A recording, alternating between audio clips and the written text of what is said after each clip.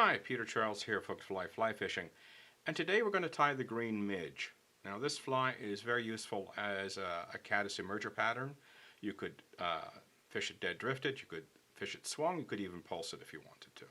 So let's get looking at the materials and get tying with this. We're going to be using the size 8 traditional wet fly hook.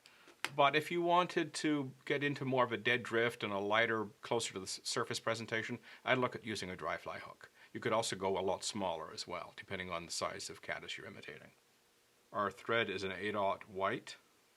Our rib is small gold in tinsel. We're using a green floss for the body. And our hackle is done hen. So let's get tying. It's a floss body, so we want to be neat. Bring it back to the hook point. Now we're going to put in our rib and our tag. Leave it on top like that. You can pull it a little bit shorter. Now we're going to wind back. Wind our tag on.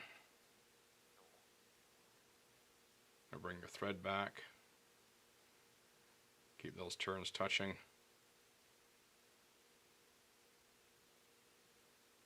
Now get this out of the way.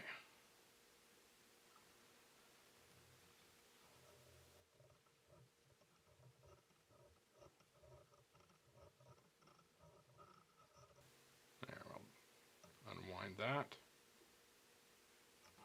Put a couple of wraps to hold it in place. Now fold it back and put one wrap to lock it. Now for our floss.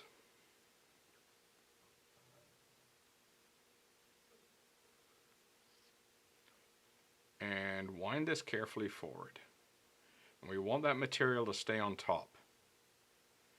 Now, traditionally, a lot of people would tie this on the bottom, tie the tags on the bottom. You could.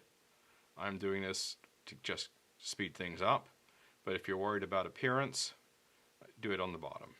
The whole idea is to trap the tags along the body of the fly so that when we wind the floss forward, there isn't a noticeable bump at the back.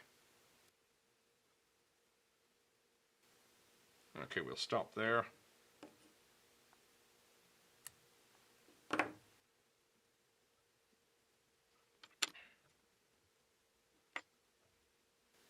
Okay, now for our floss body. As usual, smooth that floss out, try to get any twist out of it, and try to get it to lay completely flat. Avoid that hook point at all costs.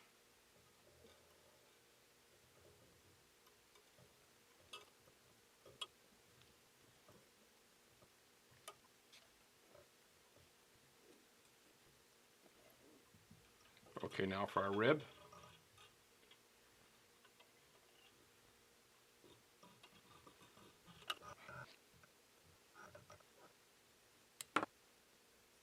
And now for a hackle. You can see how I prepared this feather. Stripped one side. I'm just going to trim off that point of that tip. Give us a little triangle as a tying in point.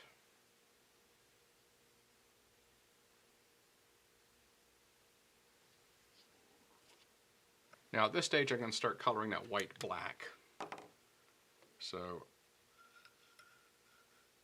when I begin to wind that hackle on, it will turn black.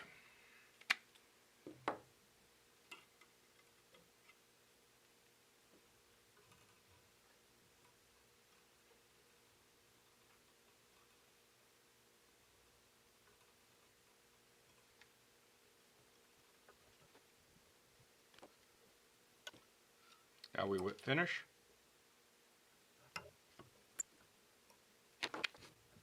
And finally our head cement.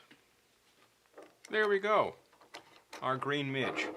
And as you can see, by putting our tags under the body, we ended up with a relatively smooth floss body, despite the fact my green was being a little cantankerous today. But you end up with a relatively flat body with no real noticeable bump at the back end. And we do that by winding the tags underneath the body as we go. That stops us from needing to go backwards and forwards. You do have to be neat while you're doing it. You do have to keep the tags in position but it does work.